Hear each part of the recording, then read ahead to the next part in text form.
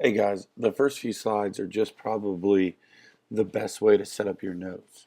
So we're going to go from James first, James for the first, Charles the first, from Charles the first to Oliver Cromwell, from Oliver Cromwell to Charles the second, to James the second, to William and Mary, and we'll be done. So this all starts with Queen Elizabeth. Queen Elizabeth was the queen, and then she's not the queen anymore because she dies. And she had no hair, she had heir, she had no kids. Her closest cousin was, her closest relative was a cousin named James. He at the time was the King of Scotland, so he gets to become the King of England, and he gets all of her debt. Scotland, England. All right. James believed he had absolute power, so that's where England fits into the unit because he thinks he's an absolute king. Again, Elizabeth believed in her ability, her divine right to rule, but she was smoother, more tactful than James. James was in your face. Elizabeth, before she died, was famous for using flattery and working with Parliament to get her way. What is Parliament? Parliament is effectively equivalent of our Congress. They are the people that write the laws. All right? So she'd work with them. James was like, I spit in your eye. And what did they struggle over? What does everybody always struggle over? Money. They refused to pay for his expensive spending and his foreign wars. He also offended the Puritan members of Parliament because he wasn't, and he wasn't purifying, he wasn't cleaning up the church. So the Parliament would be like, fix the church. James would be like, don't tell me what to do. And it was just a stalemate. They didn't like each other. The one thing he did agree on, in fact, I guarantee you, 98% of you, if you have a Bible at home, it is the King James Version. And his thing, and it kind of makes sense, is wait a second, why are there so many different versions of the Bible? He says, let's get some biblical scholars together, and in 1611 they publish probably the most popular or most accepted version of the Bible circa 1611. The problems that he have? Struggles with Parliament, conflict with Puritans. All right? King James. Why did he argue with Parliament? Money, religion. James dies. Charles the First. So we go J to C. Again, he's always going to need money. What's he going to need money for? Wars against France and Spain, who, by the way, remember at this time, were the most powerful nations in Europe. And what he would do was, when Parliament would say no to the money, he would say, okay, Parliament doesn't exist, everybody go home, and he'd order new elections. All right? He's the son.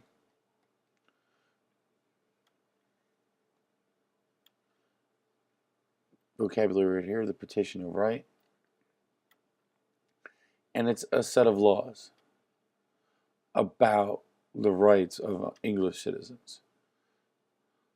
You can't levy taxes without Parliament's consent. You can't put subjects.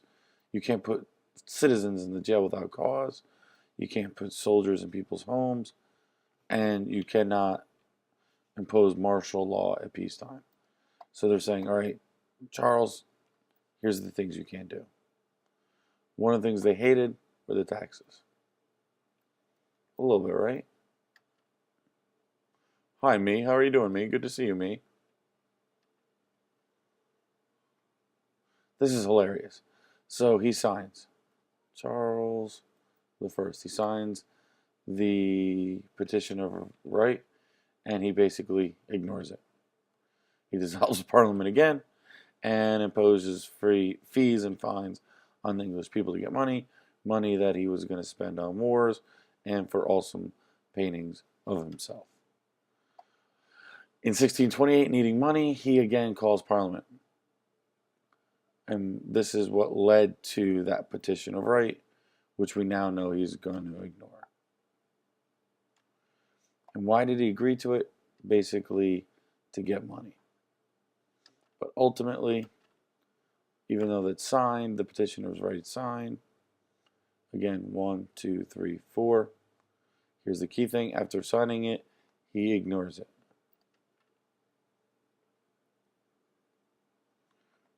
And how did he get the money he need? Fees and fines. Charles, not such a nice dude. He, if people did things he didn't like, he would have their ears cut off or their cheeks would be burned with a hot iron. So again, here, so early on, we're seeing, this is his arm, that's his muscles, those are his fingers, elbow muscles. The king here is pretty powerful. But what's going to happen is we're going to get a civil war. Charles offends the Puritans by keeping church rituals in a formal prayer book. He also tried to force the Presbyterian Scots to accept a version of the Anglican prayer book. He wanted his kingdom to have one religion. He's from there. Good. All right. The Scots rebelled, assembled a huge army, and threatened to invade England. We're coming for you, right? Charles needed money to raise an army, so he had to call into session. This gave Parliament a chance to oppose him. So the threat of war from Scotland forces him to call another parliament. Once Parliament's there, they basically tried to limit Charles's power. Parliament's like, Charles, you're a jerk. Charles is like, Parliament, you're a jerk. And they're trying to fight each other. So he gets so mad, he tries to arrest the leaders of Parliament. Equally furious to Charles was a mob of Londoners who raged outside the palace. Charles fled London and raised an army in northern England with people who were loyal to him. So from 1642 to 1649, we have an English Civil War. Englishman against Englishman, brother against brother, tea drinker against tea drinker. Its supporters and opponents of King Charles fought. So there's a pro-King Charles, yay, king. They're called the Royalists or the Cavaliers. The other side were called the Puritans. You're going to see what they were called. Because they wore their hair short over the ears, they were called the Roundheads by the Royalists. Right? So here, you're going to see how the war kind of evolves. The orange is Puritan. The yellow is Royalist. Here you see some of the battles. And just by looking, lots of yellow. By 1645, not so much yellow. All right? Notice it's Royalists winning. They're melting. By the end, the Puritans are fairly dominant. Remember, Royalists love King Charles. Cavaliers. If you've ever heard of the University of Virginia, they are called the Cavaliers. And this is their logo mascot. Roundheads, notice the haircut, support Parliament. The war was seesaw back and forth, as we saw in this slide, right?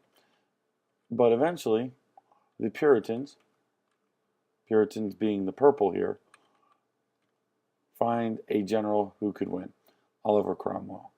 His new model army defeats the Cavaliers and captured the king and held him prisoner. All right? Under the leadership of Oliver Cromwell, Roundhead, they took Charles I hostage, tried in front of the public, and executed him. He really lost his head. Cromwell says having a king is dumb. We should have formed a republican form of government. He sent most of the parliament members home and established a military dictatorship. He tore up the first constitution that his associates produced. The Irish are going to revolt against Cromwell and failed. Well over 500,000 people were killed by war, plague, and famine in Ireland. But, again, we mentioned this already. Cromwell brought the king to a trial, found guilty. The execution of the king was revolutionary. King's been overthrown, killed in battle, or murdered, but none had faced public trial and execution. So if you look at 5-1, 5-2, 5-3, 5-4, they're all fairly similar. 5-5, what happens in England is very unique. All right?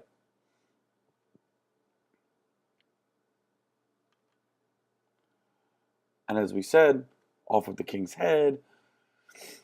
He abolished the monarchy. He talks about forming a commonwealth, but really by 1653, he forms a dictatorship. So he's talking democracy, let's all work together. But in 4 years, he's like, nope, we're going to run this as a military dictatorship. Again, we get the rebellion in England. I'm sorry, the Irish rebellion against England. This is kind of ironic. Cromwell, remember, he's a Roundhead, so he's a Puritan. Cromwell, Roundhead, Puritan. Reform of society. In England, they outlaw sinful activities. You know, really dirty, dirty things like going to theater, going to sports. Even though he was a strict Puritan, Cromwell said we should have religious toleration for everybody but Catholics. He even welcomed Jews back to England who had been expelled for over several hundred years. Again, Puritan rule. Outlaw all the dirty stuff, theater, sports, and dancing. And tolerated all religions except Catholicism. Cromwell rules till 1658, then eventually... So wait, remember, we go James, right? We went James. We went Charles. We went Ollie. And they're so sick of military leadership, so sick of Cromwell, they bring back Charles II. All right? This is called the Restoration because he's bringing, Timberlake brought sexy back, he's bringing back the monarchy. Everybody's happy and they know it, so they clap their hand.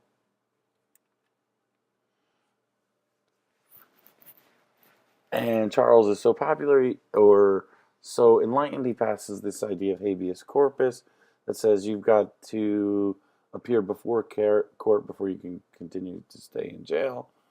A monarch couldn't put someone in jail for opposing him. Prisoners could not be held without a trial. Parliament also debated who should inherit the throne after Charles because he had no children. He did have a brother, James, but James was Catholic.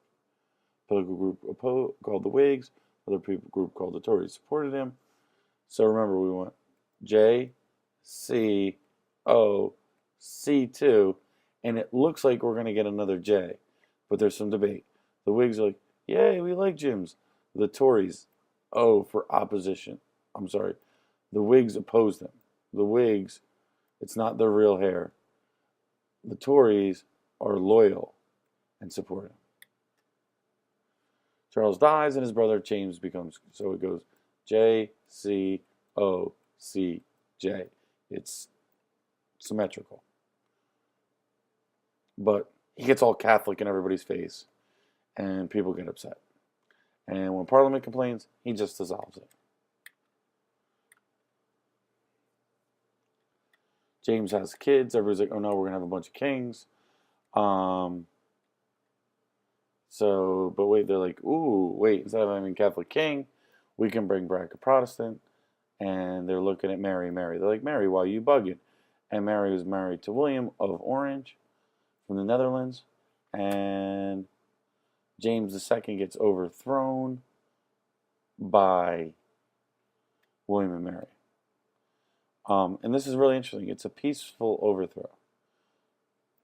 His own daughter, Mary, and her husband, William, march in. So it goes J, C, O, C, J, W, M. Why did they want W and M? Because they pray to the right religion. Huh, William and Mary. William and Mary. Get it? It's a college. See what I did there? William and Mary. This is called the Glorious Revolution.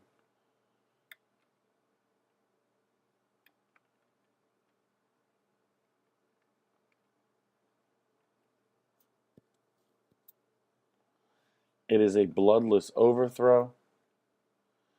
It's a smooth transition. And basically what William and Mary do is they create a constitutional monarchy. They say they are going to work with Parliament and the people of England. All right? Write that down. All right? Absolute monarchy says, hey, you've got all the power to rule. They're going to say they're not. Parliament writes, interesting, a rule called the Bill of Rights. You can't send them home. Parliament's going to pass taxes, freedom of speech, no penalty for anyone who complains about the king. But now here's the problem. If the king and the queen are basically equal with Parliament, if they don't agree, the government could be put to a standstill. So in 1700, they create these ministers called a cabinet.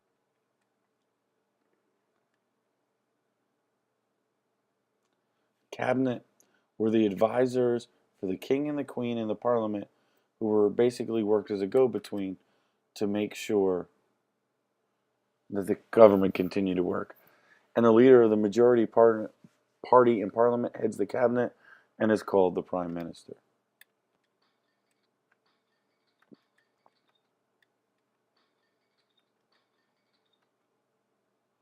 And here you see, every Tuesday during Parliament, Secretary of State meet in this room to discuss the big issues of the day.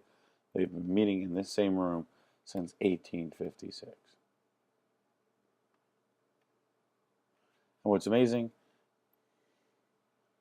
that still exists today. There's a Prime Minister today. Pause, pause, pause, pause, pause, pause.